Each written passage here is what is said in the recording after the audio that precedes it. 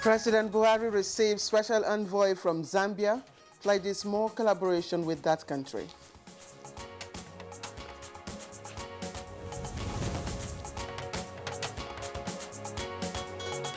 Governor Aminu Masari of Katsina State warns against politicizing the issue of security. In this country is ours, all of us. We have a role to play. And we must play it for the sake of the country and for the sake of our children and grandchildren.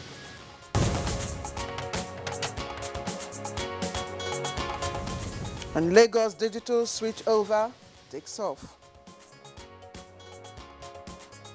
But the fact that we are here in Lagos today is a testimony to our residents and determination to ensure the success of the transition from analog to digital television.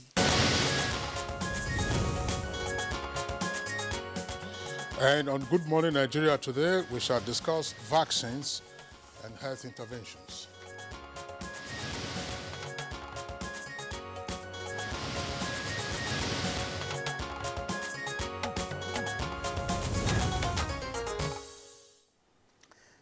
Experience, they say, is the best teacher, isn't it? So let's start our conversation this morning by reliving the experiences of one Benjamin Franklin as far back as 1736.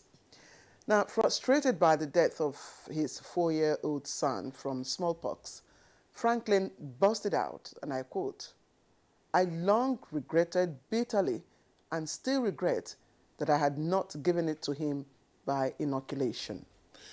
Well, Claire, the incident you just narrated refers to the rejection and denial of smallpox vaccination in the 18th century. At the time, it was said that Franklin's son died as a result of the inoculation, but his father then came out with a denial and even went on to lead and campaign for parents to actually vaccinate their children against diseases.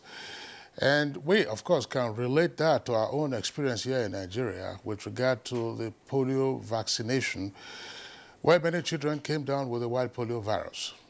Of course, Kingsley, that also was as a result of rejection of the vaccine. But like Benjamin, it was reported that one Adamu Misa, who chased health workers away from his home in northern Nigeria, later became a vaccine advocate after his own 8-year-old son also allegedly went to bed one night healthy and strong, but only to wake up in the morning losing his ability to walk. In fact, Claire, that incident was widely reported sometime in 2019, I believe. Now, the man in question, Adamu, was also reported to have said during his subsequent child vaccination campaigns that, "I have seen it on my child, so anybody who says anything against vaccination, I'll show him practical example with my child." All right, so it is not just with polio. The same rejection of vaccine as the best intervention in healthcare is also resonating with COVID-19. And I can assure you that there are many people all over the world, not just here in Nigeria, that are skeptical about taking the vaccine. But just as Jeffrey Kluger and Alex Azza says, vaccines are safe, effective, and life-saving, but fear endangers them. Now, it's a very simple message that parents and indeed everyone need to keep hearing. And that is the prompt for our conversation today on Good Morning Nigeria. I am Claire Adelabu Abdulrazak. Well, rejection of vaccination is certainly not peculiar to Nigeria. There are many unfounded beliefs surrounding vaccination going around, especially with regard to COVID-19. According to the World Health Organization, opposition to vaccines is currently a global challenge. For instance, in parts of Europe and the US, and Japan, India, and Pakistan, there are instances of rejection still of measles vaccination and the human papilloma virus vaccine. So, how relevant is vaccination as an intervention in healthcare? I'm Kingsley Osadolo. I join my colleague Claire to welcome you to Good Morning Nigeria. And Good Morning Nigeria is broadcast right from our studios here in Abuja live. Our complimentary segment that's talking about business news, newspaper review, and others will follow in the course of the program. But for now, let's join our colleague Dennis Adegunloye for the highlights of the morning news. Good morning, Dennis. Have you taken your jab? My jab, it's still on its way. I'll get to that at some point. Good morning, Claire, and good morning, Kingsley. Good morning, Nigeria. Welcome to the morning news. President Muhammadu Buhari says Nigeria is committed to deepening and expanding collaboration with Zambia in the greater interest of their people and economies. The president stated this while receiving a special envoy of his Zambian counterpart, Edgar Chagwa Lungu. He said Nigeria and Zambia stand to benefit from each other if further areas of collaboration are in critical economic sectors. The president explained that doing so will also impact positively on the African continent.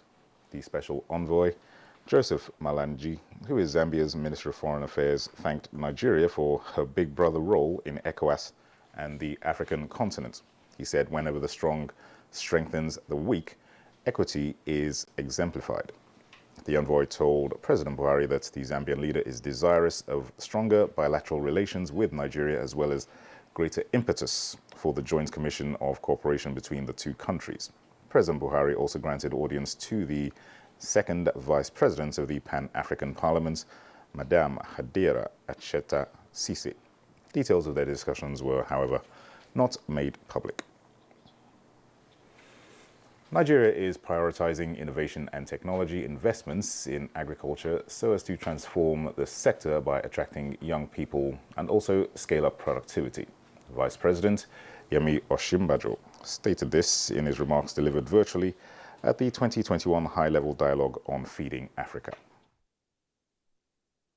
Part of the plan also is the establishment of about 142 privately owned agro-processing service centers, which will also be established to address post-harvest losses, path to market and supply chain challenges, and train about 100,000 new extension agents to address farmer advisory service delivery challenges with new technology and practice adoption. President Muhammadu Buhari expresses his condolences to the families of citizens who lost their loved ones in the recent spate of killings in Benue State. Furthermore, he states that the rising levels of incidents, especially the killings and violence in various parts of the country, call for further collaboration with security agencies to curb reoccurrences. According to Garba Shehu, Senior Special Assistant to the President on Media and Publicity, the President also states his disappointment and sadness to hear Benue State Governor Samuel Otom make a litany of accusations against him and his government following the recent unfortunate incidents in the state, as no responsible government takes pleasure in such events as the killing of the military and innocent citizens taking refuge in IDP camps. Garba Shehu added that while the presidents will continue to keep security, police, and the armed forces on their toes to be on the top of their game in troubled parts of the country, the situation in the states will greatly be helped by everyone working together, because that is the foundation on which progress and prosperity can be achieved. Meanwhile, Governor Aminu Bello Masari of Katsina State has spoken against suggestions that a state of emergency be declared on the security sector across Nigeria, saying the desired result will not be achieved with the prevailing circumstances. Speaking to State House correspondents after an audience with the Chief of Staff to the President, Professor Ibrahim Gambari, the governor warned against politicizing the issue of security in the country. In this country is ours, all of us. We have a role to play. And we must play it for the sake of the country and for the sake of our children and grandchildren, not for the sake of the persons that are in office. I think we have to understand that whatever we do to restore security today, we are not doing it for one particular person or group of persons. If you say, okay, state of emergency, what do? We are having the same people, the same security agencies, the same capacities, and the same resources. And improving security of workers, their families and public institutions in the face of rising insecurity were issues of concern at the National Peace Summit organized by the Nigeria Labour Congress to commemorate 2021 Workers' Day. There were also concerted efforts to interrogate all indices responsible for the spate of insecurity in the country.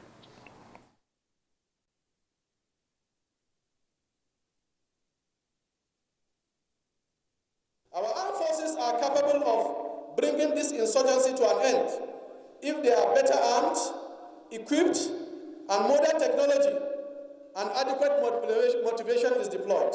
Nigeria, since 1999, is being run as a unitary government. I'm advising my own people, please, if you have been sleeping 5 hours in a night, cut it down to 2 or 3 hours. Let us try to mask this unknown government. Answer the clarion call to come together as a people and defeat this common enemy of the country that is assuming a frightening dimension. Injury to one, injury to all. The federal government says it is optimistic that by December 2022, television broadcasting in the country would have migrated to the ongoing digital platform. Information and Culture Minister Lai Mohammed announced this at the formal digital switch on of Lagos State. Indeed, it is. But the fact that we are here in Lagos today is a testimony to our resilience and determination to ensure the success of the transition from analog to digital television across the country. I would like to say well done, but let us remember that we are not yet there. We have, however, shown the capacity.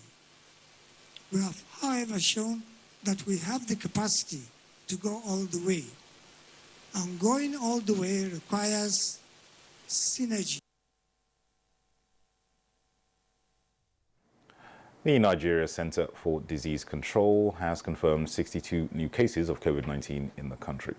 In the latest figures released by the center, Lagos recorded 38 new infections. Kaduna and Ondo states recorded 6 new cases each, while Ogun recorded 3 new cases. Others are the FCT, Akwa Ibom and Rivers states with 2 new infections each, while Edo, Kano, Oyo complete the day's tally with a single case each. Nigeria has recorded a total of 165,055 confirmed cases of COVID-19, out of which 155,041 have been treated and discharged. 2,063 persons have now died of the virus. Well, that concludes the morning news. Good Morning Nigeria continues very shortly with Kingsley and Claire after this break. Good morning. My name is Nancy Oyedia Orom. I'm AIT correspondent. I've been covering the Presidential Task Force on COVID-19 the last 1 year. I just took the jab, the Oxford AstraZeneca vaccine, and it was seamless. And I was opportune to take these vaccines with the SGF, the ministers. So I want to use this medium as a journalist for someone who has experienced COVID in the last 1 year. I want to implore media houses, broadcast industries. Let's join hands together to propagate the good information out there for people to believe in these vaccines. That's the only way we can have health immunity and also achieve the projection and target of Nigeria come 2022. Well, I must implore all Nigerians to go out there, register on the Primary Healthcare Development Agency website. These vaccines are free for all Nigerians. Go to the website, register. It is free for you and I.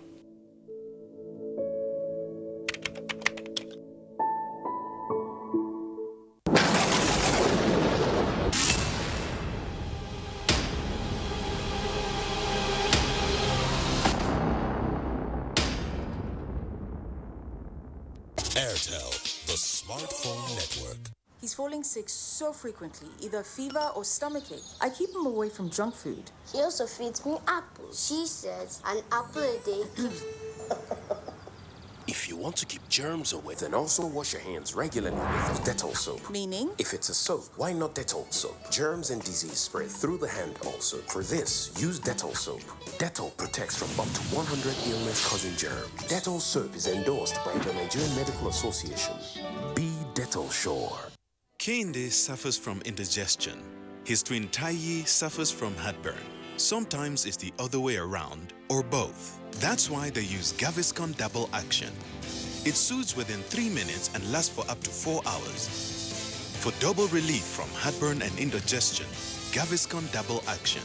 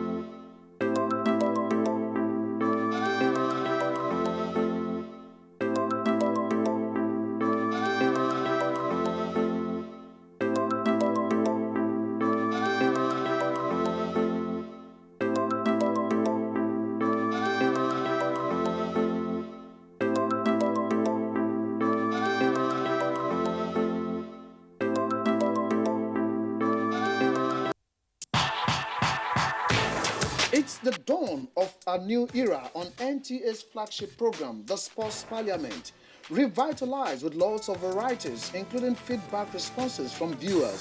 Sports Parliament, the weekly sports show that exposes all the intrigues in the Nigerian sports sector and projects an agenda on the way forward for Nigerian sports. On NTA every Thursday at 10:30 p.m., running for 1 whole hour, discussing sports. The parliamentarians are more committed than ever to enlighten the viewers as the Sports Parliament takes it to a whole new level on the floor of the House. Keep a date with the Sports Parliament as motions are moved every Thursday on the floor of the House. Mr. Speaker, with his gavel to harmonize sports resolutions. The House have it.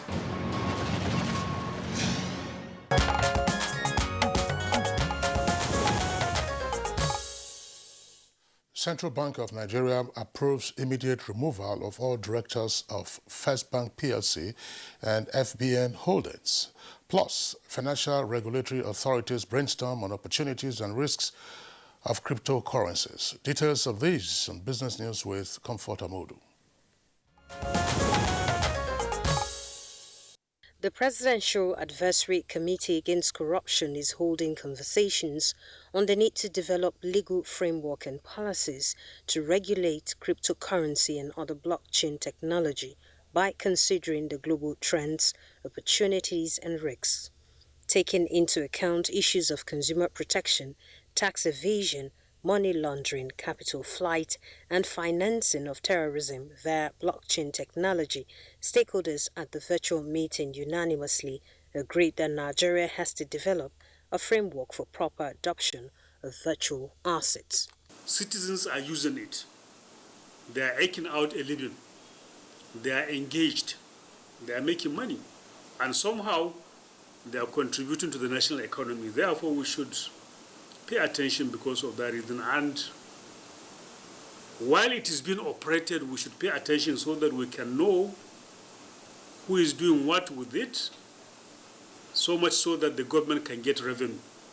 The need for transparency, accountability, particularly in the conduct of public officers, as well as politically exposed personalities, is something that requires serious checks and balance.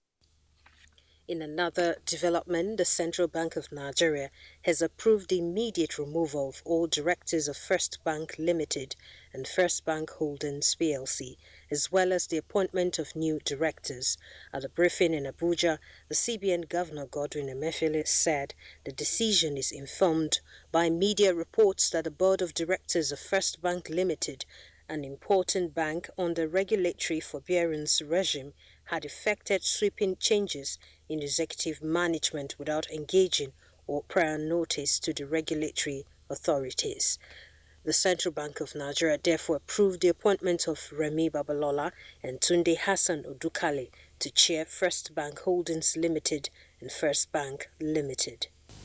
Given that the actions being taken by the CBN are meant to strengthen the bank and position it, the CBN hereby reassures the depositors, creditors, and other stakeholders of the bank of its commitment to ensure the stability of the financial system.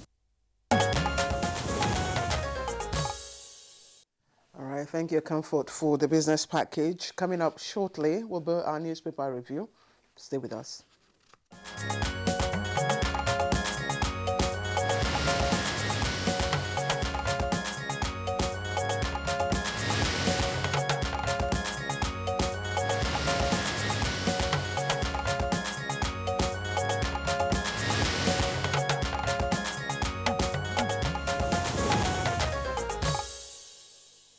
Bayo Atoyebe, our newspaper reviewer, is here with us in the studios this morning. Bayo, good morning and welcome. Thank you, Kingsley. Good morning. Good morning, Claire. It's Friday. Yes. So is there anything special about Friday? Yes, because I always look forward to the 2 days of resting. It's the best Good morning, of Nigeria.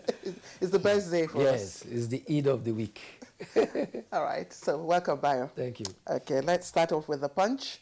And it has its headline as Senate summons Minister Atairu on 199 billion naira anti-terror fund spending.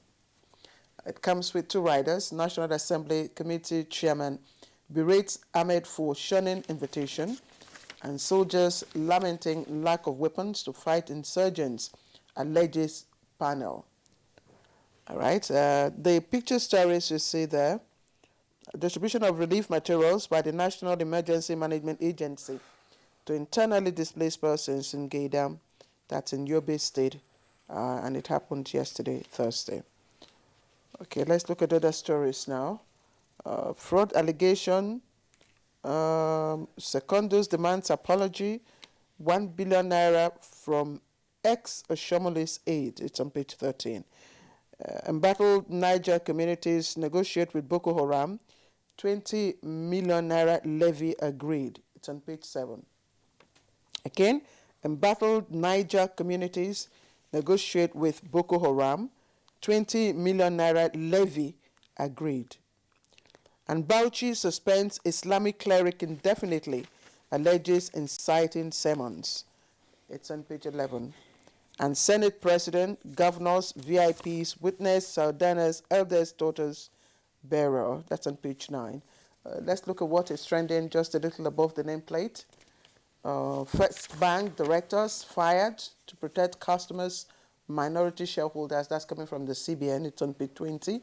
NSA dismisses threats to airports. NSCDC fortifies internal security.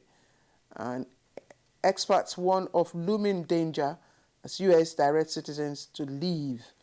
That's India. It's on page 2.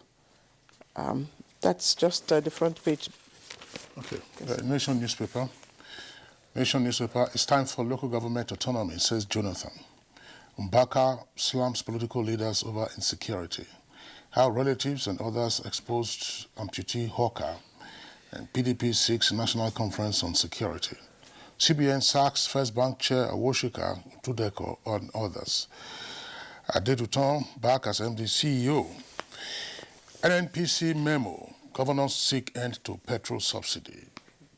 Federal government not moved by oil firms letter. And Labour awaits invitation for meeting. Buhari sad over attacks by Otom. We need cooperation, not antagonism. Fee hike, 75% Kaduna varsity students may drop out. Monday is public holiday. Bye. Thank you, Kingsley. Let's start with the development from the People's Democratic Party. I have warned that 2023 general elections will not be realistic if the current security continues to deteriorate.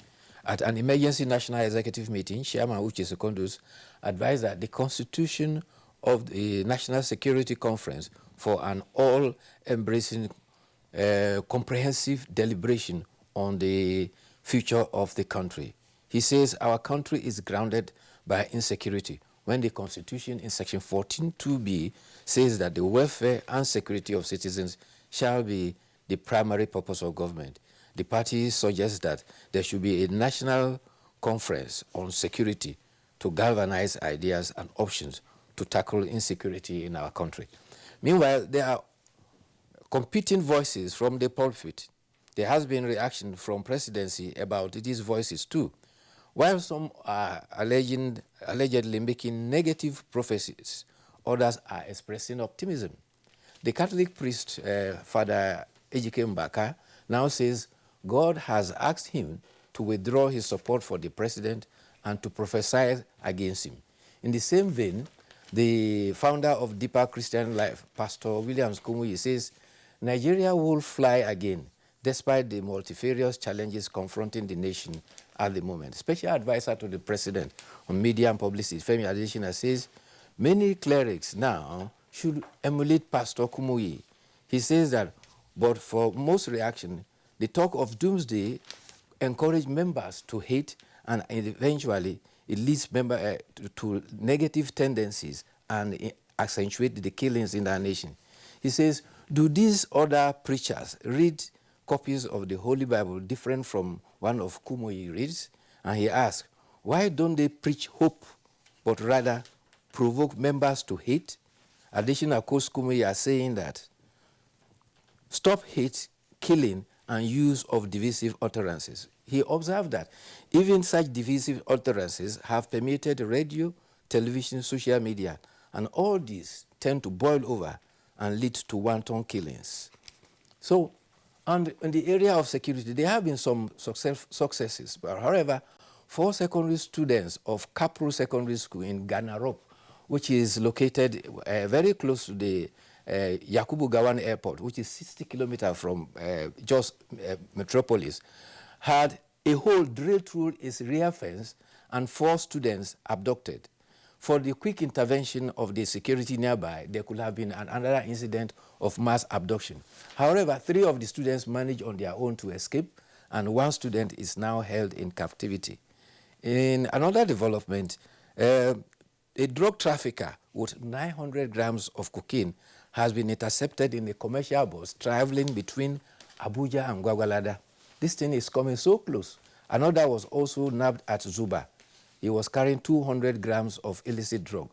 The NDLA committee head for FCT, Mohammed Sokoto, says that one of them was intending to travel to Libya through Kano and Agadez, and that is the route. In Lagos, the Lagos State Commissioner of Police says that they have arrested 135 armed traffic robbers, as well as 18 cultists in the command. Commissioner of Police Hakeem Odumosu says that in the period, they arrested 42 traffic robbers. That is people who rob persons during traffic, 93 armed robbers, 18 cultists, and command also foiled 2 attacks on police stations. He says that the command has foiled 54 armed robbery attempts in the country. 4 robbery suspects were killed in gun duel with the police, and 93 armed robbers have been arrested. Also in Bayelsa, the police command there has arrested a 28-year-old man who specializes in founding, fabricating, and selling locally made guns to cultists and armed robbers. The commissioner of police there, Mike Okoli, has called for public support to detect some of these issues. Also, the Department of State Services says that the proscribed IPOB has acquired bombs and explosives for Eastern Security Network, and it is to be moved to Imo State for the purpose of destabilization. The DSS wrote this in a letter to the brigade commander of the 34 Artillery Brigade. He is saying that these newly acquired bombs and explosives are to be moved in articulated trucks, and they are heading from Lagos to a hideout in Olo in Imo State.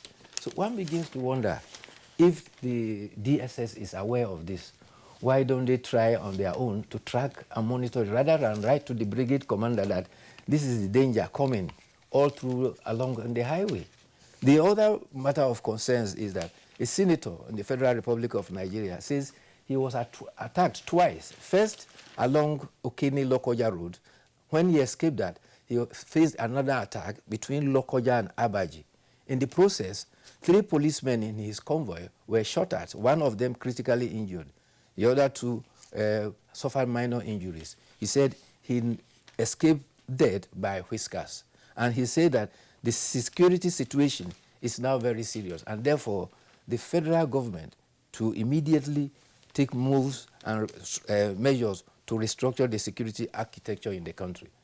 When a senator is talking about the federal government, is he aware that he, as a senator of the Federal Republic, is part of the government? The government is the executive, the legislature, and the judiciary.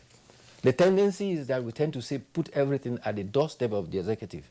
Since we have been having all these security challenges, what legislative measures have the National Assembly and state assemblies put in place? What measures have been put in place by the judiciary for speedy trial of people that have been arrested? You remember Evans, Wamadike, he's been arrested since 2017. He's still there. You remember Wadume, he was arrested from Taraba. He's still there, it's going on. We will recall that in this country, when armed robbery became very rampant, everybody rose to the occasion. Tribunals were set up, the judiciary initiated that, and there was speedy trial to try and at least tackle that. What legislation is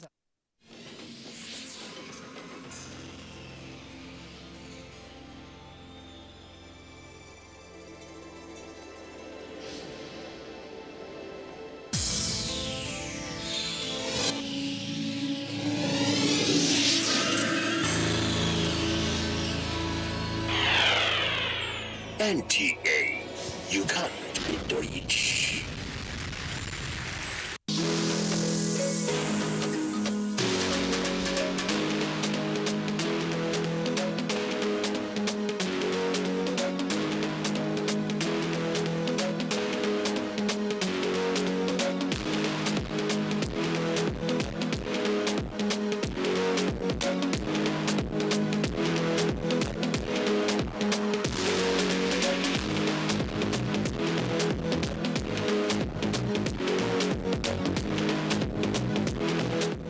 Volatile, provocative, inciting messages and language.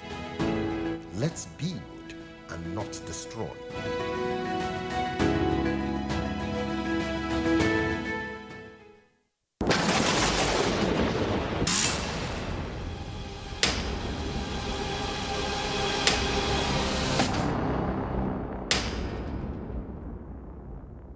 Airtel, the smartphone network. At the first sign of pain, you need a solution that you can trust to provide effective relief and is gentle on the stomach. Try Panadol Caplets for relief from headaches, body aches, and fever. With Panadol's Optizorb formula, the tablet gently breaks down in the stomach, quickly absorbs, and starts providing pain relief in 15 minutes. For fast and effective pain relief that you can trust, try Panadol Caplets. This has been Medifact for Panadol. He's falling sick so frequently, either fever or stomachache. I keep him away from junk food. He also feeds me apples. She says an apple a day. If you want to keep germs away, then also wash your hands regularly with Dettol soap. Meaning? If it's a soap, why not Dettol soap? Germs and disease spread through the hand also. For this, use Dettol soap. Dettol protects from up to 100 illness-causing germs. Dettol soap is endorsed by the Nigerian Medical Association. Be Dettol sure. Kehinde suffers from indigestion. His twin Taiyi suffers from heartburn. Sometimes it's the other way around, or both. That's why they use Gaviscon Double Action. It soothes within 3 minutes and lasts for up to 4 hours. For double relief from heartburn and indigestion, Gaviscon Double Action.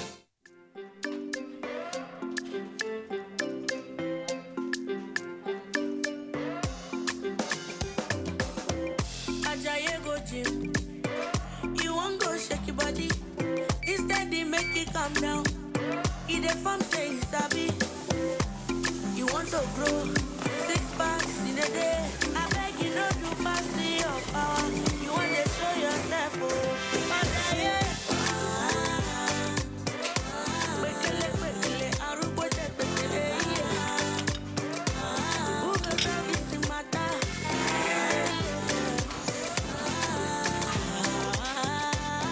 whatever your size. Find it with the new Airtel data plans.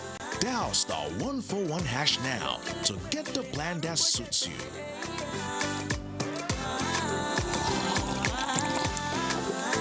Airtel, the smartphone network.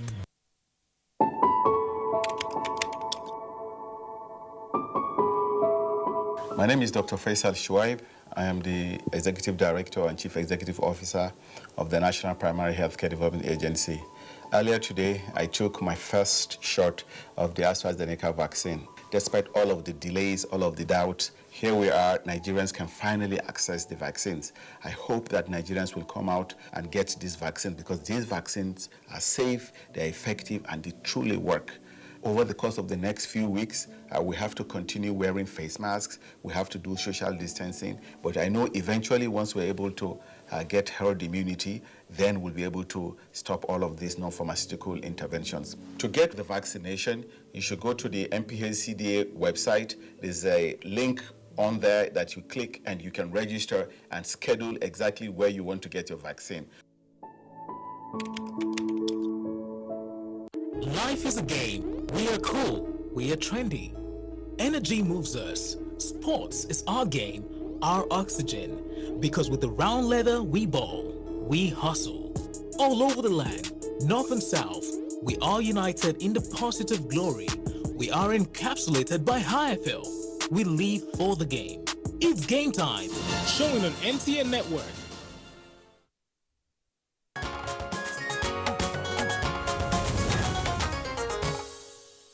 Before we begin our conversation on vaccines and health interventions, let's listen to this background put together by Uche Ugochukwu.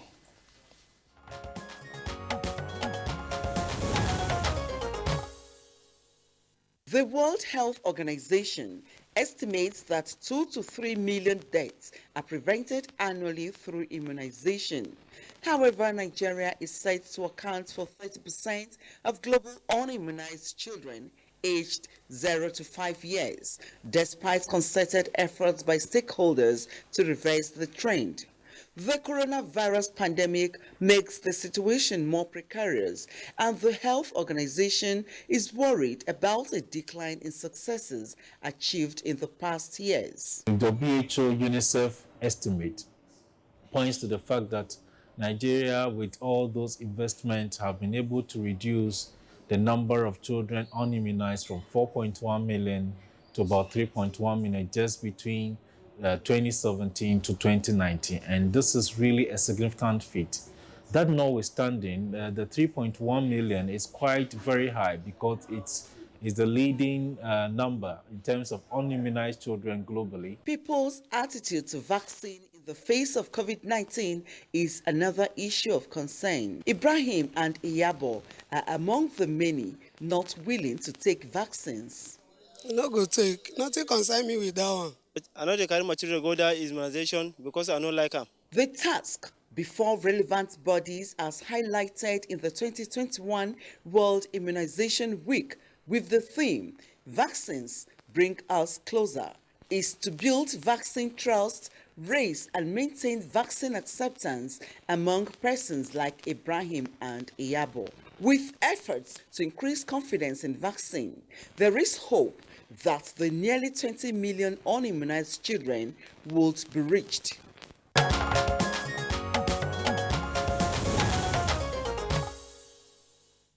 All right. Thank you, Uche Ugochukwu, for the background package. Now, let me start by asking you, have you taken your COVID-19 vaccine yet? Well, I hear it's been extended to between the 5th and 10th of May, depending on which state you are. But if you haven't, for one reason or the other, I advise you pay good attention to our conversation that's starting right now on vaccine and, of course, other health, medical interventions in health. Your fears may be unfounded. So let me get started by introducing our guest right here in the studio. First of all, Peter Hawkins is the UNICEF country representative in Nigeria. He joins us in the studio. Thank you very much for coming. Morning. Also with us here in the studio is Dr. Basi Okpose, Director, Disease Control and Immunization, National Primary Healthcare Development Agency. Thank you very much, Dr. Person, for joining us. Thank you. Good morning. Also, Dr. Kazim Mustafa is Vice Chairman, Nigeria National Polio Plus Committee of the Rotary International. Dr. Mustafa, good to see you again. Thank you very much. All right, let's begin with Dr. Basi Okbosen. Just how important are vaccines in medical intervention? Vaccines, when given, are meant to prevent and protect us against diseases. There are so many causes of diseases. Some of them have the vaccines and some don't have.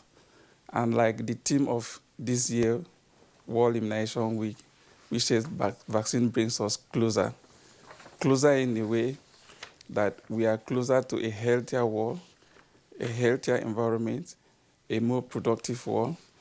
We'll pick, for instance, the vaccines that are given to children. There are some of them that may not go to school if they didn't get vaccine. For instance, a child that comes down with polio, that child will not be able to go to school. Most of them don't go. Even when they go, they are limited. That child cannot play football. Imagine the likes of the J.J. Okocha that we have from Nigeria, the likes of the Mikel, Ahmed Musa. If they had polio, they will not be playing for Nigeria. So our children, when they are protected against polio, for instance, they are free to participate in school. Again, you look at the economic aspect of it. When people take vaccines, they stay healthy. They say health is wealth. It's productive to the environment. The man, the woman is not a burden to the family. The child is not a burden to the family. They are available at workplace. They are more productive.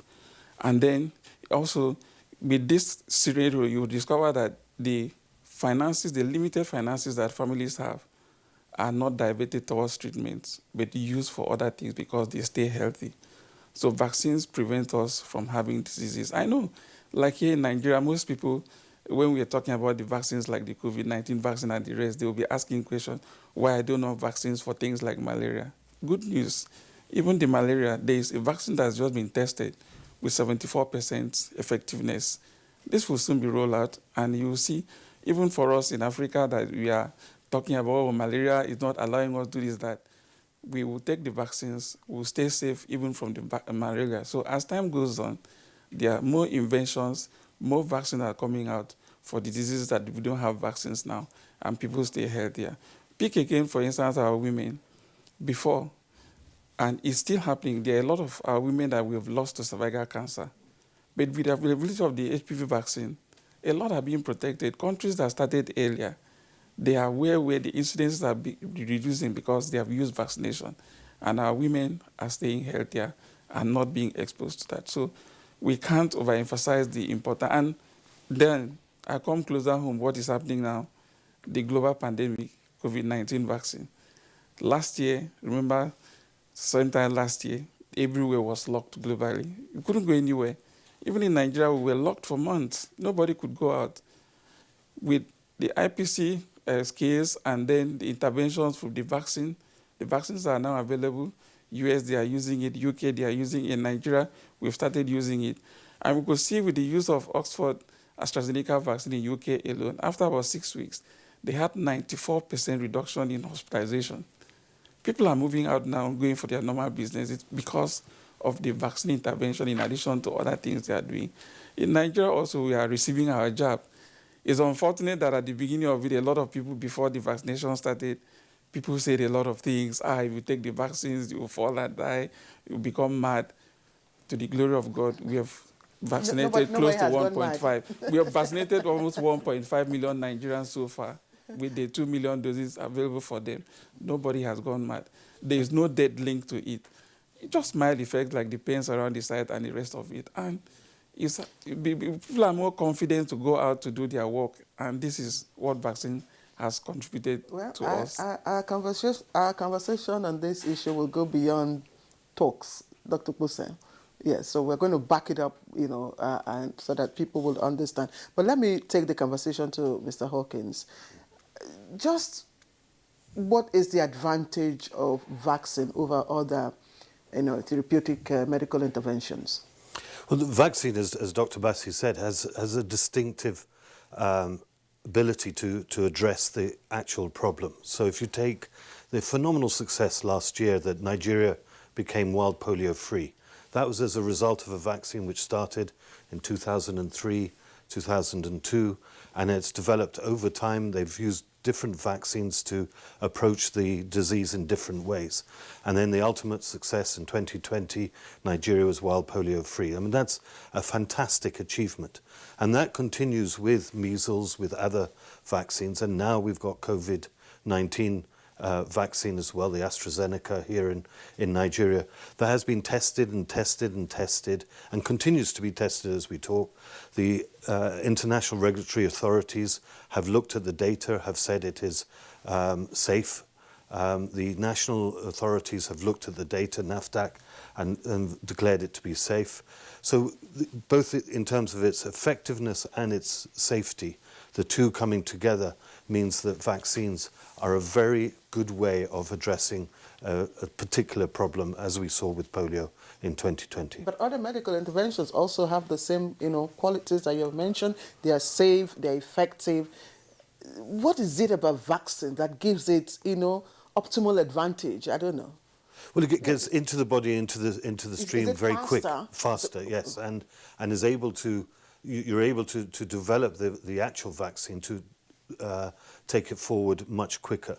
The malaria is a very, very good example. The fact that the malaria vaccine has been delayed as long as it has up until now is an indication that malaria is still a very big problem. Hopefully with this vaccine, it will start to address that problem in a rapid way. All right, thank you, Mr. Hawkins. Let's bring in now Dr. Mustafa. Dr. Mustafa, why still at the exploratory stage of our conversation, pathogens, largely viral or bacterial, but tell us, why is it that it appears that a number of vaccines that we do get to hear about mostly target viral infections rather than bacterial infections? And what is it that people need to know about the distinctiveness between viral infections and bacterial infections and the vaccines that are targeted at them? Well, thank you very much. I think I want to start by telling our viewers that we should always know that prevention is better than cure. And vaccines, interventions in healthcare is a form of, in fact, is preventive. So it will save you a whole lot of hassles that can come up with when you allow your system to be infected with the pathogen.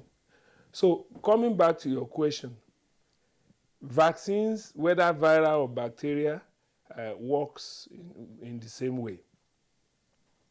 If you take vaccines, you have been able to introduce into the system a biological preparation that will stimulate your system naturally to be able to defend your body against any offending pathogen. So in terms of bacteria, vaccination against bacteria or vaccination against virus, the mode of activity of vaccines against both pathogens are basically the same. The only thing is all viruses are very, very funny in the sense that they mutate and replicate a lot. Just like in the case of COVID, we have different mutations. After we have celebrated the success of the vaccines, then the concerns started to arise about various strains of the vaccines, various strains of the virus. That is the only characteristics of virus compared to bacteria. But the good news again is that once you get the entire process of vaccine production against a particular pathogen and you are targeting a particular disease condition, even when they mutate, most of the time, the mutant, the new strains are still very, very, the vaccines are still very, very effective against the new strains. So both vaccines against bacteria and vaccines against viruses works basically in the same way. And what they do is just to make sure that they prepare your system. They help your system to defend itself by making sure that they stimulate production of necessary antibodies and kind of simulate a disease condition that is not there for your natural defense system to take over the battle on your behalf. So vaccines generally are very safe, very effective, and honestly speaking, when people say they don't want to take vaccines, it's like choosing between exposing yourself to danger. It's much more beyond morbidity alone.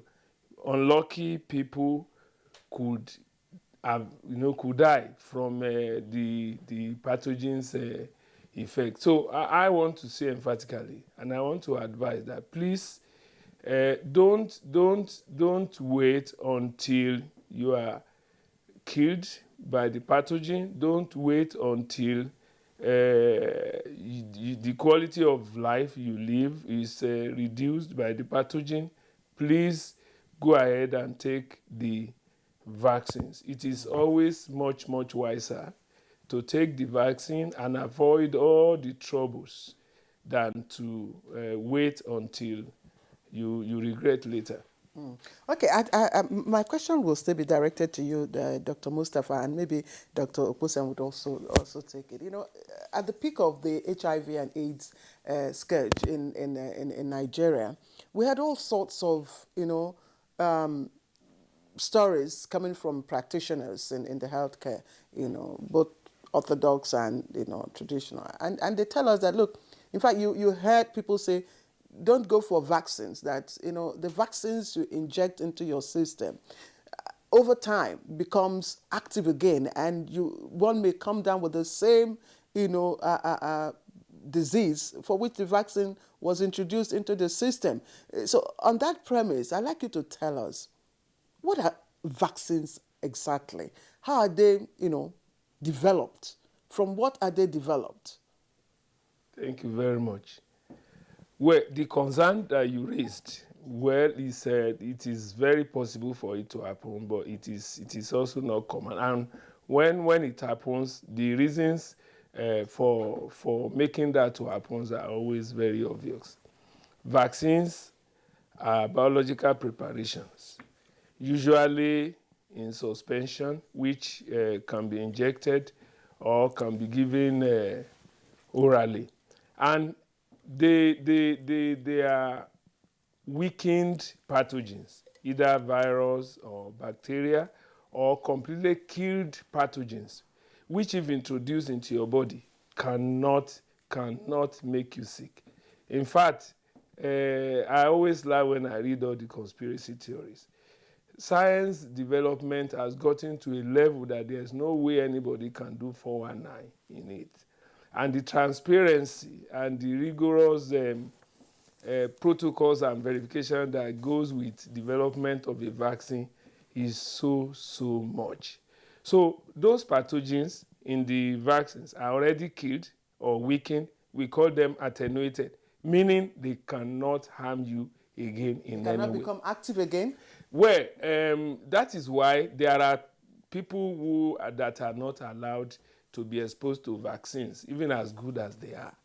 In cases of people with chronic ailment, especially people on cancer therapy, we know that most of the interventions, either chemo or radio in cancer treatment, can weaken, can affect people's immune system. So in people that are already very sick, you don't want to also introduce the vaccines because, when somebody's immunity is already down to almost zero, anything can happen.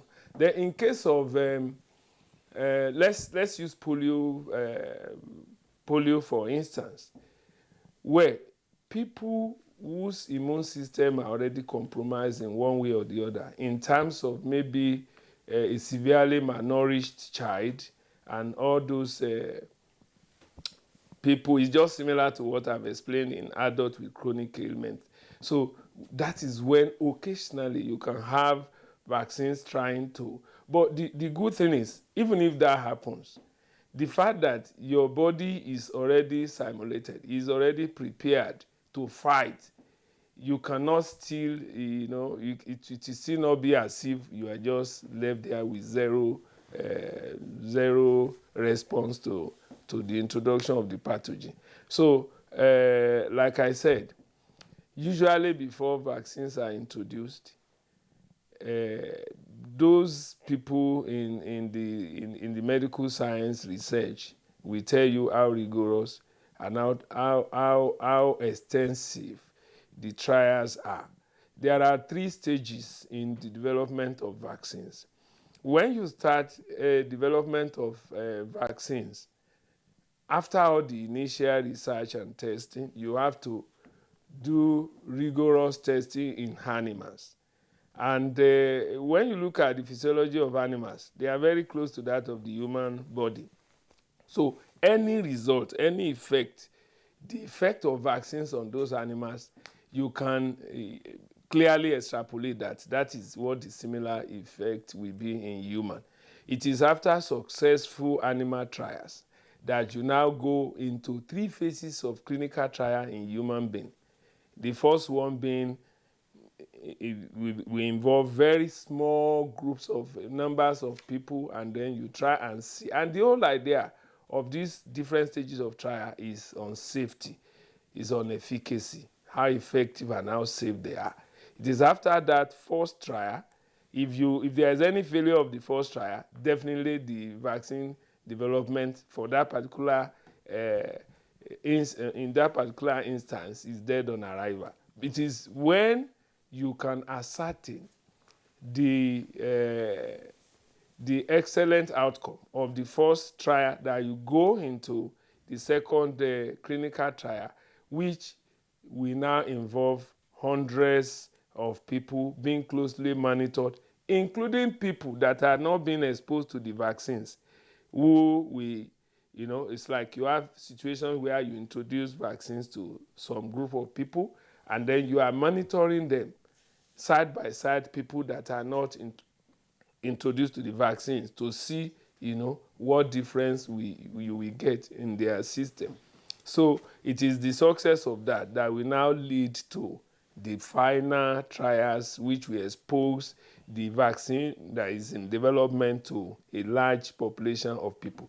Even be that as it may, when any new vaccine has passed the licensing, if it's been licensed, WHO still has the responsibility through their relevant committee, while in use, like these COVID vaccines, while in use, it is still being monitored regularly. The side effect is being monitored regularly to see that, yes, people's lives are not still exposed to danger.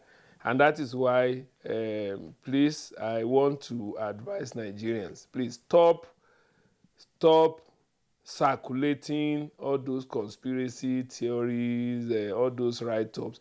I was shocked when somebody, after taking my own, I was shocked when somebody posted that those who take vaccines will die within. I mean, very embarrassing. I mean, we are not in the very embarrassing. Dr. Mustafa, thank you. Yes, I know, Dr. Kusa, you want to respond. Yeah. Thanks for the question. I will link it to what Kingsley also asked earlier. Why is it that most of the vaccines are towards the viruses? Right. When you look at the basic science, the cells in the viruses are very close to the human cells. So when you give drugs, most times they will not just affect the viruses, they will also affect other cells in the body. For instance, when the HIV/AIDS came out initially, some of those drugs that we developed against it, viruses are usually self-limiting. They will just go on their own, will end up attacking the normal cells in the body. For bacteria, there are so many drugs that will just eliminate bacteria. You take the drugs, It would deal with the bacteria easily. With viruses are not like that. They are usually self-limiting in basic science. Now, looking at that, I also join it from this other angle, the fact that it's very common popular saying, prevention is better than cure. I'll pick, for instance, a child that comes down with measles. The stress the mother, the father will pass through, the days this child will be out of school, cannot be compared to the one dose of measles vaccine this child would have taken. Usually, children that are fully vaccinated, even if they are in a class where almost all their classmates come down with measles, you will still see that child bouncing and strong. The worst that will happen for most of them is just like mild fever, transient fever, is all over, the child is still playing. If that child didn't take the vaccination, then you will definitely see the child come down with it. So you discover that the one shot the child would have gotten is far, far more effective than waiting to come down with the disease to be treated. I'll give another example. Somebody that has taken vaccines against tuberculosis at birth, that person will be protected. Let that person now come down in future with tuberculosis. The list of the first treatment is 6 months. Daily injections. Those daily injections that this person will be passing through and the one shot you would have taken as a child, which one is easier? Is the one shot that this person is protected against the complication. We are now looking at the COVID-19 vaccination. Now, the UNICEF country rep talked about it earlier. My colleagues have also talked about the safety of the vaccine. The AstraZeneca vaccine that we see people are talking about now that is not useful. A study was just concluded in US and was published on the 25th of March on the AstraZeneca. The study was in US, Chile, and Peru. Now, the sample size was about 32,449 persons. They watched this set of people. Of this number, only about 149 of them came down with COVID in the course of the pandemic in US. Out of this 149, not one of them died, and not one of them was hospitalized. But people around them that didn't take the vaccine, a lot came down with it and died. So it showed very well that the success rate was about 94%. And for Nigerians, for those who have had the privilege to see somebody come down with COVID-19, it is until when you go to isolation center, the stress the person passed through on oxygen. Some are lucky after passing through that phase, they still come out alive. Many are not lucky. They don't come out alive when they have opportunity to take just a jab. You know, you asked earlier, what are the vaccines made of? Because the viruses mostly, they don't have drugs that are developed that attack viruses straight. For the vaccines, for most of them, like these viral diseases, like the COVID now, the measles, like Ingrid asked earlier, what happened, like the AstraZeneca we are using in Nigeria, is the weakened form of the virus that causes the COVID-19. Is already weakened. It has no effect. So when it is given to an individual, when the person is vaccinated, it's now an antigen in the system. It will now stimulate the production of antibodies in the person's system. Now, once the antibodies are produced, they are there, they are normal part of the system, they are not causing any effect, just it becomes a part of the immunity of the person, because there are two ways of developing immunity. Either naturally you have the immunity from good food, exercise, good rest, and so on. You have a good natural immunity, or you develop it from after being exposed to the disease, or from vaccination, which also further boosters immunity. So when you take the vaccination, what it does is it sensitizes the body to produce antibodies. Anytime the person is now exposed to the real disease, because the person has the antibodies to fight, from the point the foreign body or the virus or bacteria or the virus is entering the system, it's being destroyed, it's killed. It's like somebody has a premises with 10 soldiers, 10 policemen. Then one armed robber is trying to enter through the gate. Of course, before you know, even the owner will not even be awake because he won't even know what is happening. They will mop up the person and flog him and turn him out of the place. That's what the antibodies does because they are already there in the system. Once the foreign body that would have caused disease come into the person's body, the antibodies attack it and then prevent that person from coming down with the real disease. So it's not possible that, for instance, anybody who has taken the COVID-19 vaccine, after a long time, that the person may come down with COVID-19. It's not possible. I just gave example of what happens in this instance is that somebody might pick, for instance, I will take from measles and then we link to the COVID-19. If 100 children are given measles vaccine, 85 of them from the first shot will have outright immunity. There will be 15 of the 100 that will not. If you give them a second dose after 6 months, up to 95%, in other words, additional 10 of them will develop immunity. Now, for these children that have developed immunity, the body has antibodies that can fight the measles virus if it enters their body.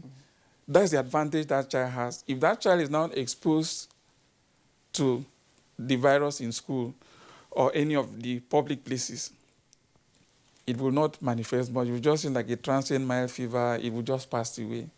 In some of them, it won't even manifest. Nothing will happen. For somebody who has taken COVID-19 vaccine, that's the same thing it will do, because once you take the vaccine, it will stimulate the antibodies in you. You will have the immunity.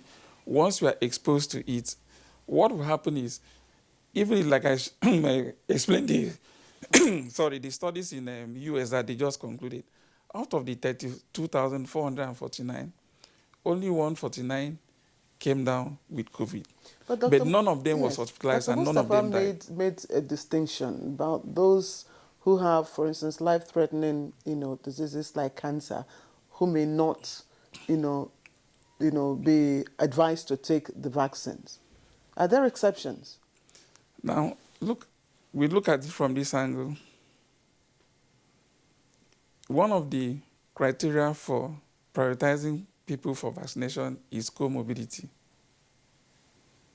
Other diseases that the individual has, for reasons that if they come down with COVID because they're already not strong, it will be worse in them. Once the person's condition is stable, at the point the person wants, wants vaccination. Once the person is stable at the point he wants vaccination, he can take the vaccine, because it will be better for that person than to now have it, develop immunity, and then if for any instance the person is exposed to the COVID-19 virus, it will not be that much manifested in him or her. So it is better, even if the person, asthmatic, HIV/AIDS patient, somebody that we know have cancer but is stable. There are a lot of them that, yes, they have the cancer, but they are very stable, moving about. For such person, it is better if they give their consent, they are vaccinated, because it is not the COVID-19 vaccine that will further deplete, but it will generate antibodies in him or her that can also now protect against the COVID-19. So it's not that it's an absolute contraindication once you have cancer. No, the state of the person is also very important. Okay, thank you very much, Dr. Oposon. Let's bring in once again Peter Hawkins. What is the age factor in vaccination? Of course, we are familiar with vaccination for the childhood killer diseases, as they are referred to. But in general, what is the age factor in vaccination?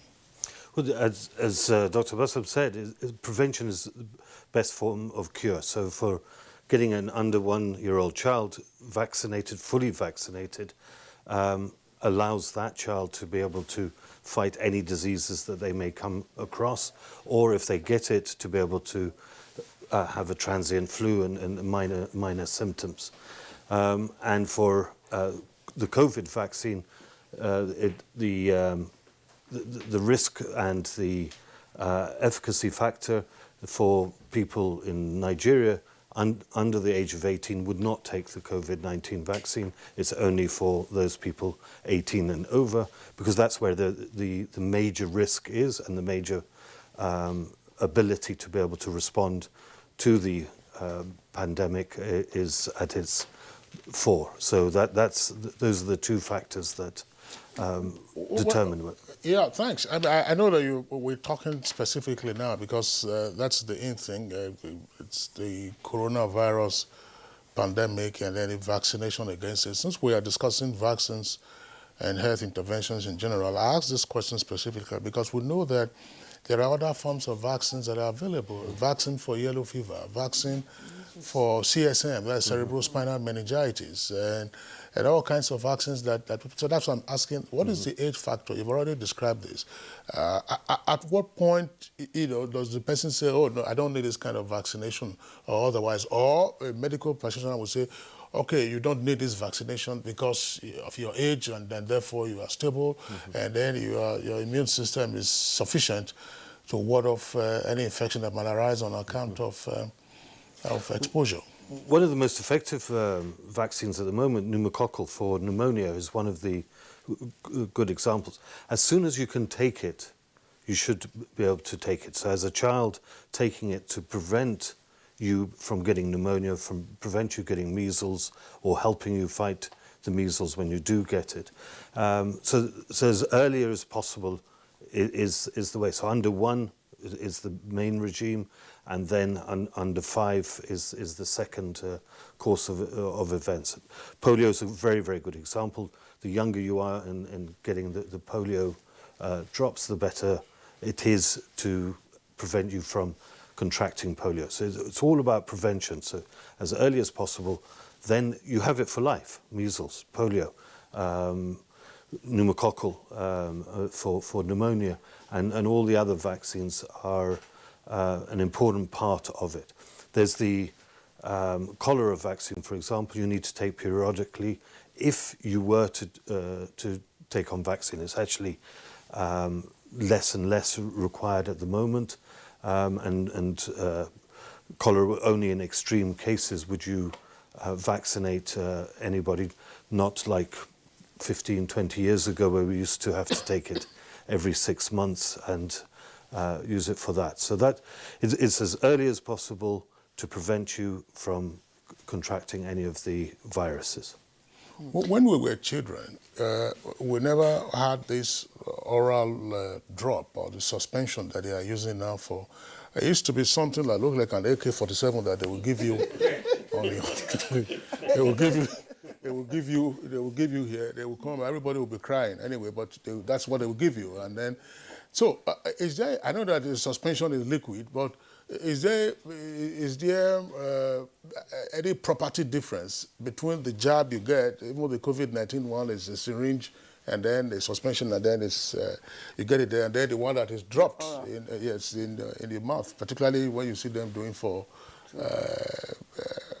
children, against polio, and particularly stubborn children. Of course, you have to squeeze your mouth. Dr. Okposo. You see, there are inventions, and like children, when they are to be vaccinated, most times you just watch the mood of the mother or the caregiver. Some of them don't like seeing their babies cry, and so on. So if from the manufacturer they can do anything possible to avoid injection, they will do. And that's why we're beginning to see the drops. There are even strips that are coming in where they will just paste like a paper. There are inventions that are coming out. After about 3 hours, they remove it. The skin would have absorbed it. Those are technologies that are being tried now. And of course, when it comes to use, it will replace the conventional way and of the child crying. And also to contribute, like the UNICEF country rep said earlier, and the question he asked on the age, it's very important. And that's why you see in Nigeria and globally, they advise our children to be fully immunized before each one for so many reasons. There are some of the vaccines that, as the child is being delivered, you must give the vaccine within 24 hours of delivery, like the BCG, like the hepatitis B, and then the oral polio vaccine. I'm advising Nigerians, our caregivers, please, once you have a child born in your family, make sure within 24 hours that child is given that vaccination. For simple reason that, you know, in the air is carrying a lot of particles, and these particles are infectious. The baby's immunity is weak. So before those things get at the child, we are giving the vaccination for the child to develop immunity against them. And so, and as we mentioned earlier, naturally as we grow in the environment, we get exposed and then get antibodies and immunity because of the exposure. But not everybody have that privilege to live, acquire the natural immunity and stay long. Some in the course, because they couldn't fight the disease and they were not vaccinated, they'll die or they get MAM and other things happen. So the age is very, very significant. And within the first 1 year, those antigens, like the UNICEF country mentioned, all of them, including the pentavalent vaccine, the pneumococcal vaccine, we are now giving the IPV to the children. Then at 9 months, we also add the yellow fever. We also add the main A vaccines to them. And then as a country, we have added the second dose of measles at 15 months. Remember before, we were just giving it at 9 months. And looking at the science, the fact that when you now give a second dose, it takes up to 95% efficacy. So as a country, once a baby is given at 9 months, the measles is again given at 15 months. Then at that 9 months, the third vaccine you give to the child there is the yellow fever vaccine. If you could watch the pandemics or the deaths that were happening in Delta, Enugu, and Kogi recently, you won't see children younger than, or those youth younger than 20 years. Because we've introduced yellow fever vaccine routinely into the country. Most of them that died were above 20, 25 years, who never had and have never bothered to go back to the hospital for yellow fever vaccination. As a country, when we adopted the yellow fever vaccination as a routine vaccination, you've seen that for the past 2.5 decades, yellow fever has been silenced in that younger age group, which further stresses the importance of vaccination. And again, just to link it to the discussion is the fact that we're advising Nigerians, vaccines are safe. People, when polio vaccines came out, there were a lot of talks that it has to do with infertility. We have children that were vaccinated who are now adults and they have families. They are not infertile, they are producing. When the COVID-19 vaccines came in, a lot of people also started saying, oh, this one also is another way of infertility in the adult. We have some states in the country, the vaccination was delayed for about 3 weeks. I won't mention the states here. They kept the vaccine first, went into the labs, used their most intelligent professors to test the vaccine to be sure. At the end of it, the vaccines were certified safe. They don't have infertility product. Our president, our vice president, our Minister of Health, Dr. Henire, Executive Director, MPHD, Dr. Faisal, the PTF chair and the Secretary of Government, Mr. Boss Muftara, all the PTF members, our ministers, finance and the rest, everybody have demonstrated to Nigerians publicly taking the vaccines.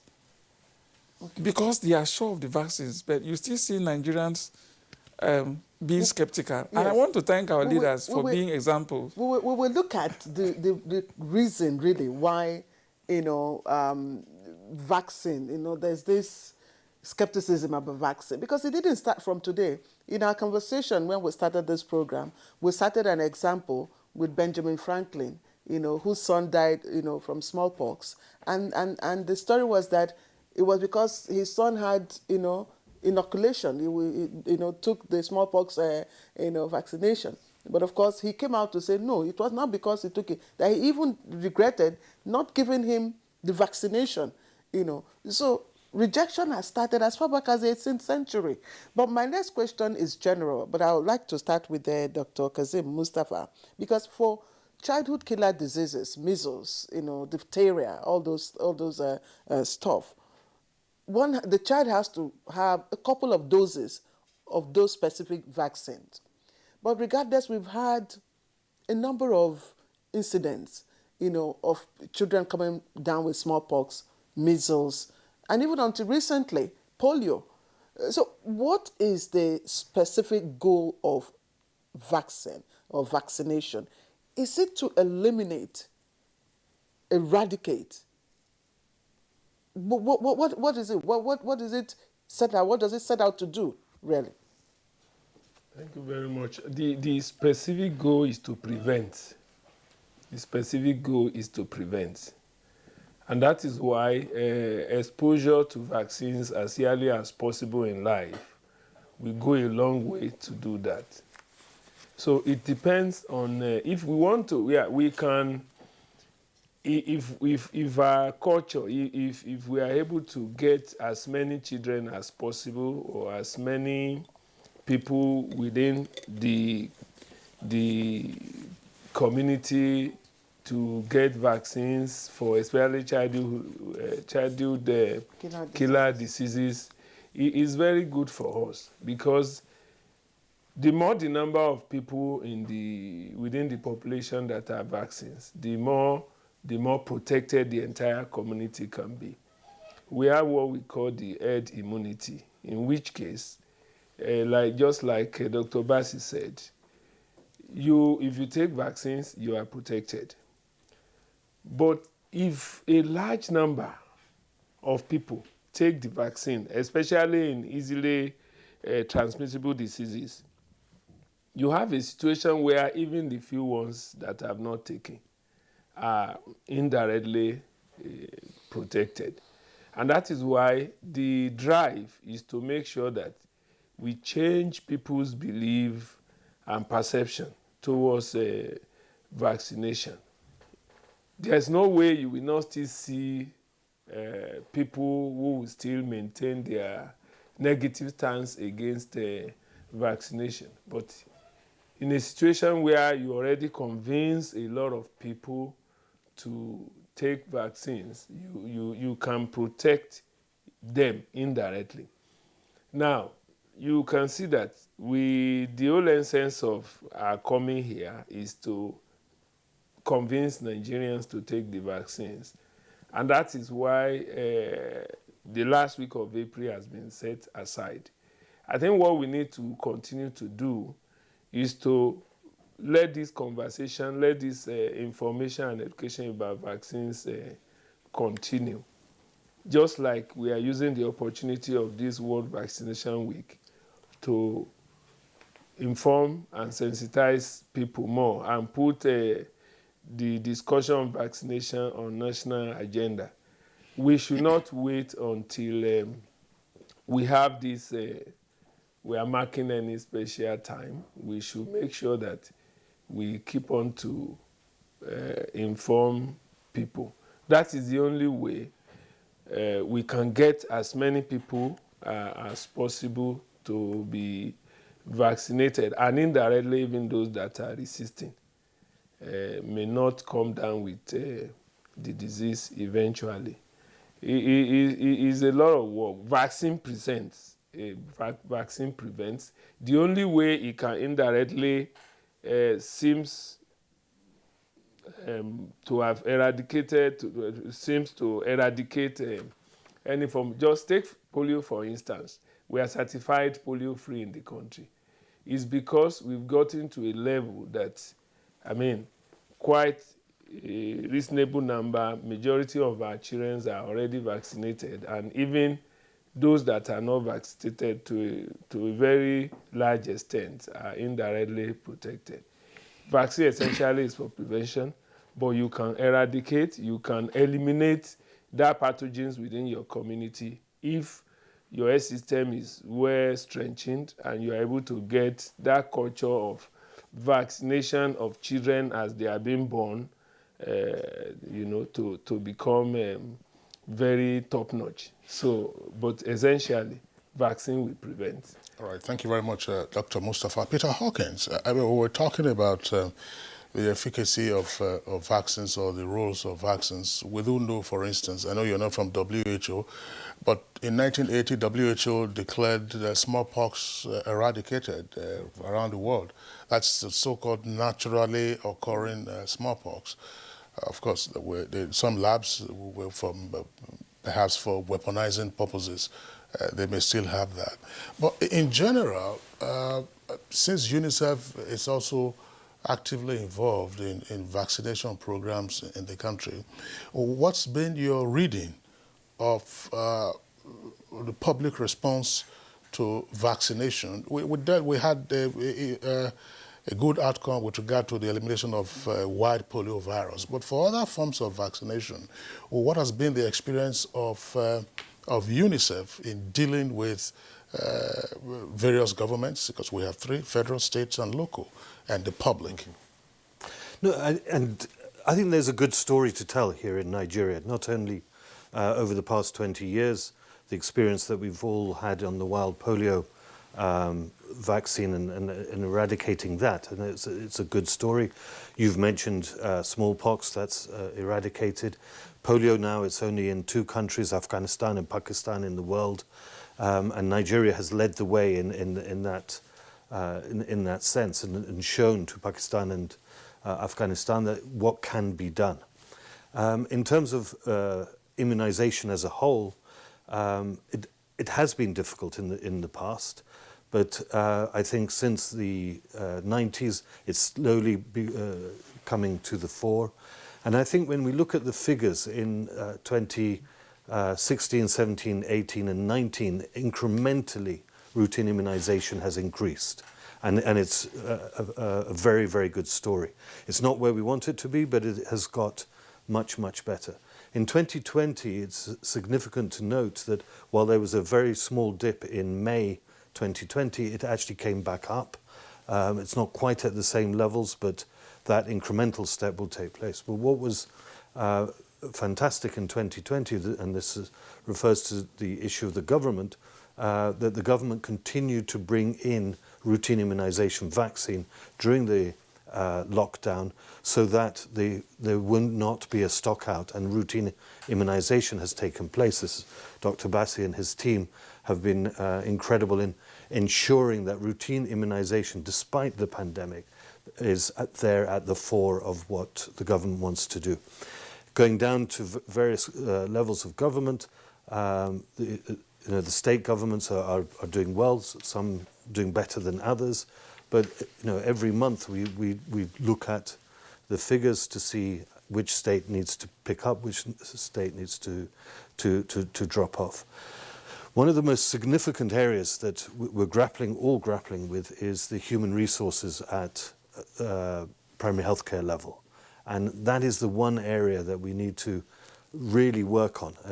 It's the responsibility of state to ensure that there is a full capacity minimum standards and with 1 PHC per ward and fully serviced. But that's something that over the next 3 or 4 years that we need to and can be addressed, because the human capital in Nigeria exists. It's about the commitment and accountability to ensure that is there at ward level or PHC level. Now we have the COVID vaccine. 3.924 million doses came. As Dr. Bassi said, over 1.5 million people have already been vaccinated. That's a testament not only to the system, but to the people themselves. And I would encourage, like you have all said, encourage people to go out and get vaccinated. This is about prevention. Don't wait until people in your family have been affected by COVID. Go out and prevent yourself and your family from getting COVID by being vaccinated now, and then the second dose in 8 weeks' time, to ensure that you are protected in one form or another. So there's a good story to be told, but many challenges ahead that we need to address. That sounds very interesting, and I'm sure Dr. Kusang is glad to hear that as well. We're very glad. Thank you, Mr. Hawkins. Gentlemen, let's just go for a short break. We'll come back shortly.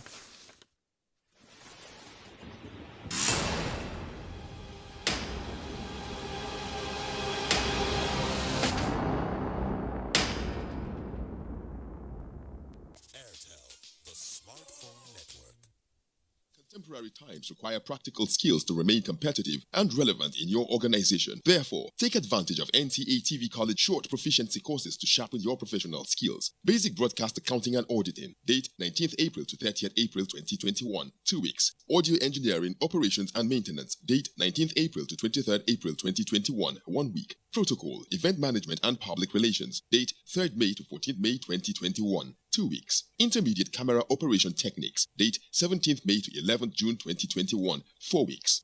The course fee for the 4-week course is 100,000 naira per participant. The fee for the 2-week course is 80,000 naira, while the course fee for the 1-week course is 40,000 naira only. Accommodation inclusive. Venue for all the courses is the serene and secure environment of NTA TV College near Old Government House, Rayfield, Jos. For more inquiries, please call 0803-314-4383 or 0806-980-9807. NTA TV College, Jos, training you to be the best you want to be. The counsel of our fathers. I will urge and advise our younger generation to use talent and brain to sort out problems, not arms. Nigerian youths, let's build our nation together.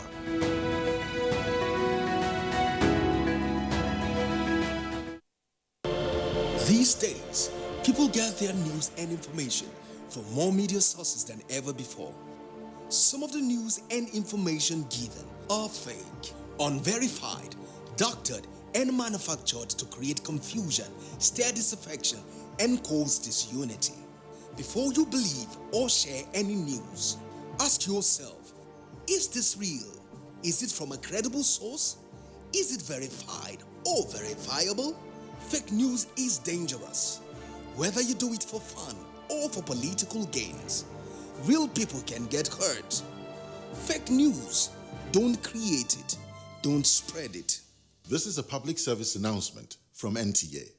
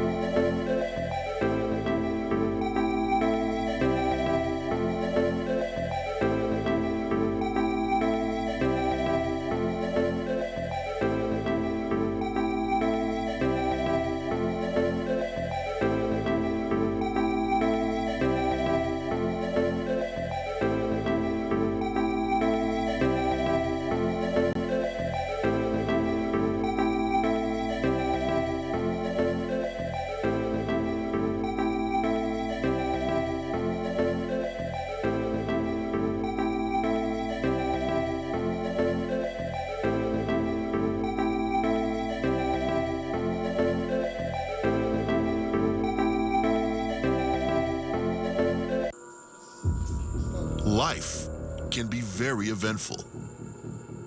We curiously expect things to happen, even when we don't know what. Our human nature makes us like and repost lots of information. Some are unverified, inciting anger and hate. Sometimes innocently, other times the urge to break it first. This, in most cases, has caused destruction in many nations.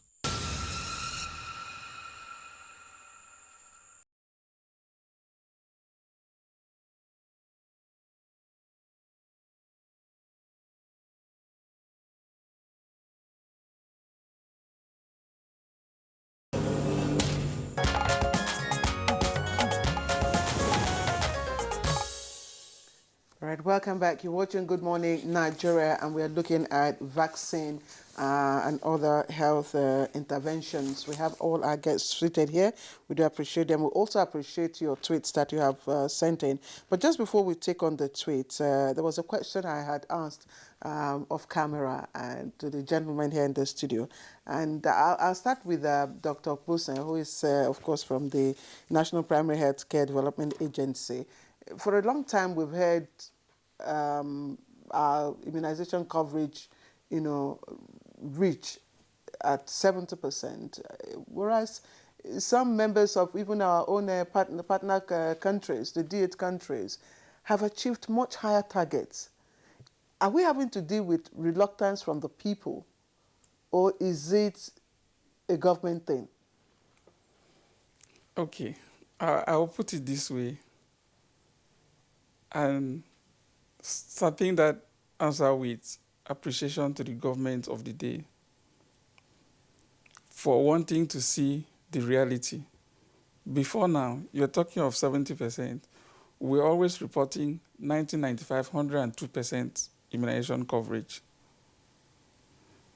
With the current executive director, we have Dr. Faisal, and then the minister was Minister of State then, and the president, His Excellency President. When the mixed NICS result was released in 2016, early 2017, and it showed that Nigeria was 33%. 33%. We, in the program team, initially we were trying to say, no, that is survey, because we were not giving attention to survey in the past. We're always reporting the 90 and above percentage.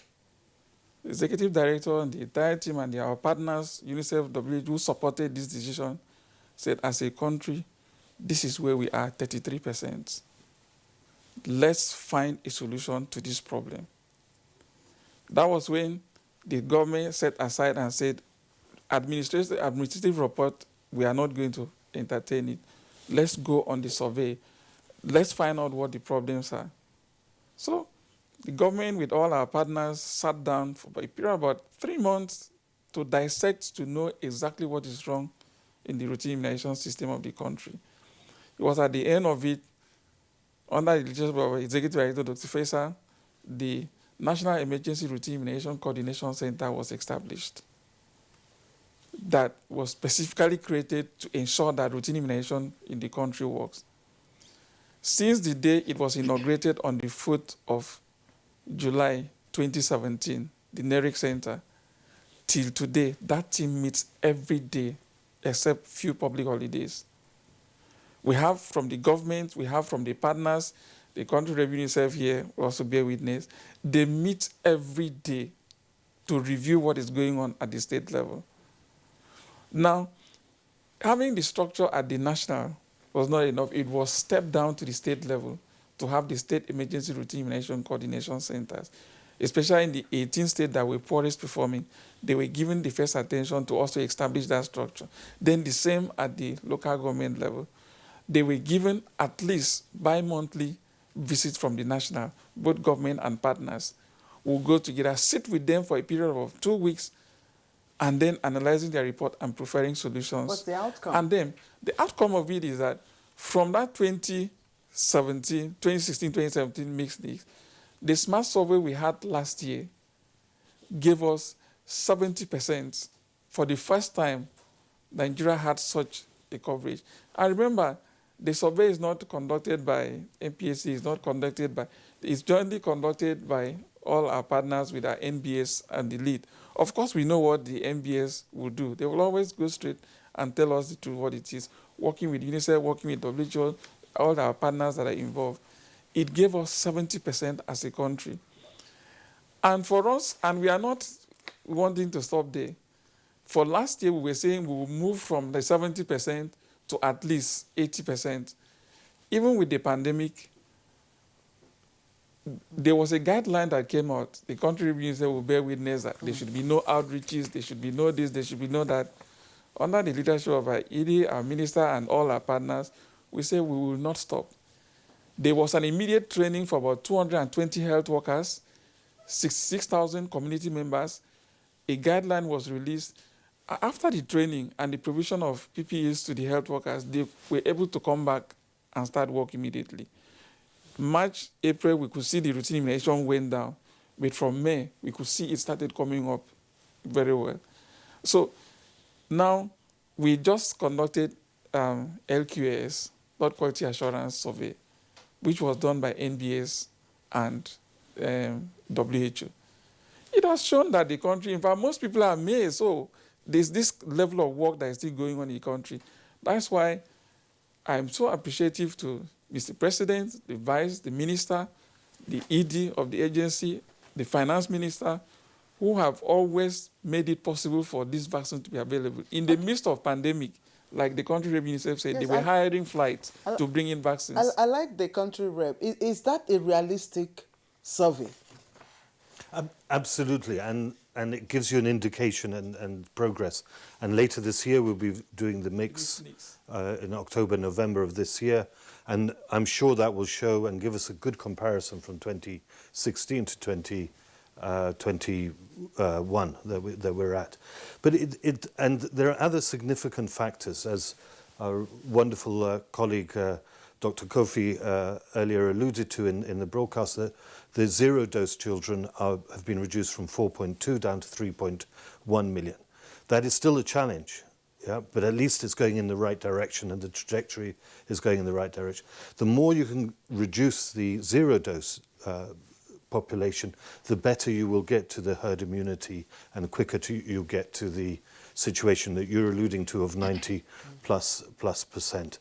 And all the steps are in place to do that. And the sort of positive narrative, vaccines bring you closer, vaccine saves lives, vaccine prevents diseases, all of these sort of things brings you back to the stage where our colleague here was talking about, you know, in the 80s, where in the Ramson Kuti period, that really it was automatic. People that went to the primary healthcare clinic to do the AK-47 and all the rest of it. No, AK-47 was in the 60s. The 60s. Yes, for us, not...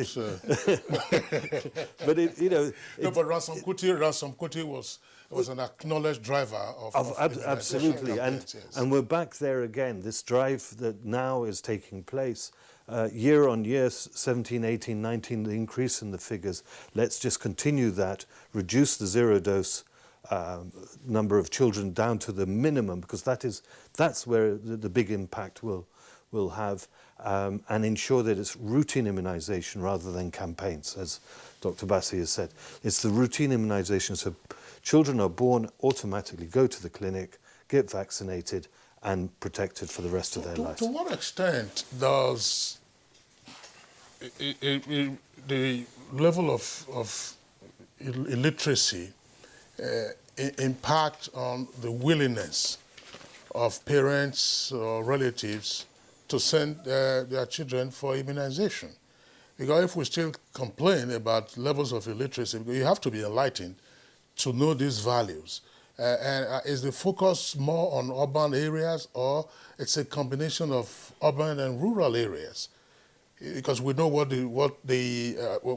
have a sense of what the disparities are in terms of education, quality of life, and just human development. What's been your experience? I mean, there's no question there's a divide between rural and urban areas, and it's the equitable distribution of immunization which is critical, and that's why we talk about reducing the zero-dose number of children. And in the rural areas, as I was alluding to earlier, the primary healthcare centres are less populated, less robust, less with skilled staff. And that's the challenge, I think, at state level and local government and then ward level that Nigeria has. It's about the consistency in the number of staff that are there at, and the training of that staff at primary healthcare centres to ensure that wherever you are in the country, you have a minimum standard of delivery. Okay. Again, Dr. Mustafa, is there, within the context of our conversation, is there any lesson that we could, draw from the recent happenings in India with regards to access to vaccine and the increase and the second wave, or is it third wave now of COVID-19 in that country? Yeah, I think what is happening in India and to some extent in Brazil is a lesson to us here. It's like we are letting down our guard. I traveled to some southern to the southern part of the country recently, and I was amazed. A lot of people in gatherings and public places are not even wearing their mask. They are behaving as if COVID-19 has been done with and gone. What is happening in India is a clear example of what could happen anywhere if we don't observe those protocols. So we should not. Now, how many Nigerians? I think the total number of people who have taken vaccine in the country is barely more than 1 million, whatever. So we still have a large gap. And I think the third wave, even fourth wave is possible if we are careless. And I want to advise that the most important protocol, the most important preventive protocol is to keep to the rules of observing social distance and wearing a mask. We need to do a lot of awareness. We need to do a lot of sensitization. We need to be engaging people. In rural communities, I think one of the reasons that has gotten us to the significant improvement in immunization coverage is community dialogue. Because I want to commend the National Primary Health Care for the idea of NERIC, CERIC, and the local government. So we should, whatever we are doing, include much more community dialogue and sensitization so that people will know, because we appear to be a bit lucky here in Africa, in Nigeria, we should not throw caution into the wind. I was amazed. A lot of people in India are sovereign. We have, Rotary is very international. We have a lot of our friends, super elites, cut across everywhere. They're coming down with the COVID infection. So we should not take the safety protocol for granted. In fact, this is the time to start to promote and sensitize people much more. It is not over until it is over. Thank you, Dr. Mustafa. I thought as much that India should be a reference point when we want to talk about the efficacy and importance of vaccine. They've run out of vaccine, and there's a greater demand for the COVID-19 vaccines in that country at the moment. So I think it's a reference point. People should look at what is happening in India to know the importance. Yeah, the corollary to that will be, how does that affect our supply of AstraZeneca? Yeah. How does it affect our supply? Yes. How does this problem in India right now affect us? Okay. The AstraZeneca vaccine, the main manufacturer is the Oxford University in the UK. Now, India, the Serum Institute of India, is the biggest vaccine manufacturing industry in the world. They have authorization from the Oxford University to produce the AstraZeneca using their plants, so that the same quality what you see in Oxford University is what you see from Serum Institute. As at 1 week ago, about 20 million doses had come out from, people have been vaccinated with the AstraZeneca from Oxford University, while about 27.4 were vaccinated with that which came out from the Serum Institute of India. The difference between the two vaccines that will only make you know, the quality is the same. The one from Oxford is AstraZeneca. The one from Serum Institute is Covishield. And that is the one that is coming also to Nigeria. Now, because of the situation in India, for instance, Nigeria was supposed to receive about 12.9 million doses before the first half of April.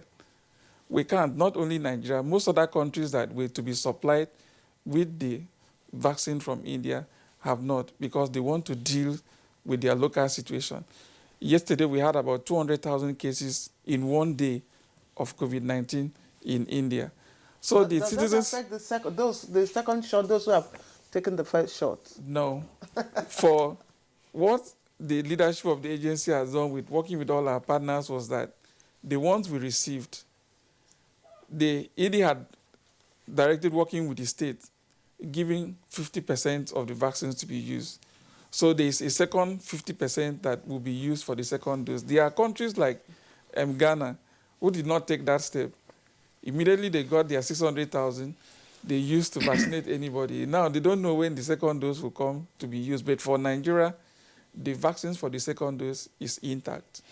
Okay, thank you very much, Dr. Oposan and the other guests. There are tweets that have come in from our viewers. We'll quickly go through them now and then wrap up the conversation segment. Erote Wesley.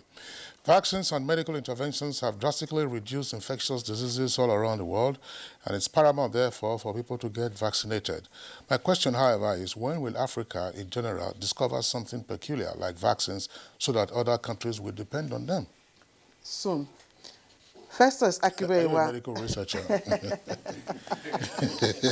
I'm only being optimistic.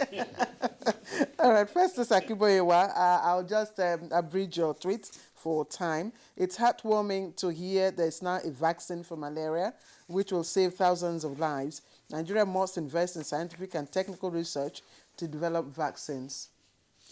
Now, Titus Mondenong says, we're talking about this a while ago, says the current surge of COVID-19 and its variants in India tell us how important vaccination is. Today, they are struggling to get vaccines from other countries, while some people in Nigeria are just reluctant, so go for the vaccine. Okay, Dele Jack Solomon has a tweet. It says, also, misinformation around vaccination adds to the threat, and we must ensure that Nigerian children receive routine vaccinations. That's what he says. Utulo Sunday said the goal of public health is to prevent disease. It's much easier and cost-effective to prevent than to treat it. That's exactly the essence of immunization. And Multana Farouk, you commend the international organizations for their global initiatives to provide vaccines and other medical interventions. However, nothing better strengthens the immune system of organisms than the natural food. Okay, let's feed the world, he says. Festus Akiboyewa, vaccination is the most important thing we can do to protect ourselves and our children from deadly diseases. Vaccines have helped to get rid of smallpox, polio, and tetanus. Sadly, Nigeria is not investing meaningfully in the development of vaccines. Why? Okay, again, this one is a second tweet from Dele Jack Solomon. This is 2021 World Immunization Week, tagged vaccines bring us closer to increased engagement and awareness on immunization and to promote the importance of vaccination in bringing Nigerians together while improving the health and well-being of everyone, everywhere, throughout life. Mike Ayakwa, the big question is, should Nigeria as a country always depend on others for the procurement of vaccines? What are our scientists doing? Where have we got it wrong? What should be done henceforth? Well, no man is an island. We're going to ask you this question at some other time in the future. No, even now, all right. there are answers. We are pressed for time. We're pressed for time. Yes. We're pressed for time. But unless you can pursue your response in 15 seconds, can you do that? There's some work are already going on. In Lagos, there are already 3 scientists, and they are having the support from the Federal Ministry of Health and the Federal Ministry of Science and Technology. And this has also been backed with funding from the government. The government is interested in those researches that are on the COVID-19 vaccine and also refertilizing the plants at Lagos to ensure that we resume vaccine production. There are also collaborations with others to bring in technology into the country. Dr. Mustafa, briefly, also in 15 seconds, how can we dispel all the rumors surrounding vaccination? What do we do? I think we should up our ante in engagement, sensitization, information, especially the media has a lot of role to play. Please, let's increase the awareness, the information out there. And then we should use the structure of NERIC, CERIC, and LERIC to make sure we engage rural communities in community dialogue to sensitize Thank you. people. Mr. Hawkins? Stay safe. Vaccines brings us closer, but it also saves lives. Vaccinate your children, and if you can, vaccinate yourself against COVID. Stay safe.